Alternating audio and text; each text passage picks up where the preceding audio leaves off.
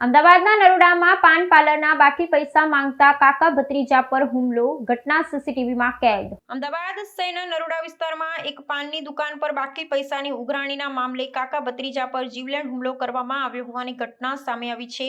આ સમગ્ર ઘટનાક્રમ દુકાન પર લાગેલા સીસીટીવી કેમેરામાં કેદ થઈ ગયો હતો, જેને આધારે પોલીસે તાત્કાલિક કાર્યવાહી હાથ ધરી છે।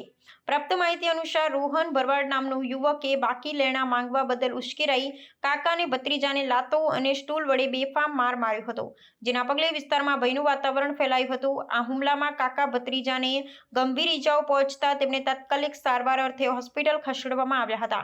નરોડા પોલીસ મથકે આ ઘટના અંગે ગુનો નોંધાતાની સાથે જ પોલીસે સીસીટીવી ફૂટેજને આધારે તપાસનો ધમધમાટ શરૂ કર્યો હતો। જાહેર જગ્યા પર મારપીટ કરી શાંતિનો ભંગ કરવા બદલ અને ઈજાઓ પહોંચાડવા બદલ પોલીસે આરોપી રોહન ભરવાડની ધરપકડ કરી છે। પોલીસના જણાવ્યા અનુસાર પાન મસાલાના બાકી પૈસા જેવી તુચ્છ બાબત પર આરોપીએ ગુસ્સામાં આવી આ અભદ્ર કૃત્ય આચર્યું હતું। પોલીસે ધરપકડ કરાયેલા આરોપીઓ વિરુદ્ધ કાયદેસરની કાર્યવાહી હાથ ધરી છે અને સમગ્ર ઘટનાની વિસ્તૃત પૂછપરછ ચાલી રહી છે।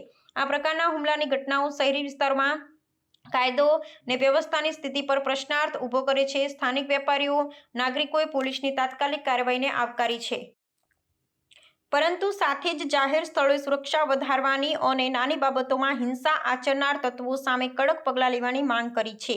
આ ઘટના શહેરમાં વધતી જતી અસહિષ્ણુતા અને હિંસક પ્રવૃત્તિઓને પ્રકાશિત કરે છે।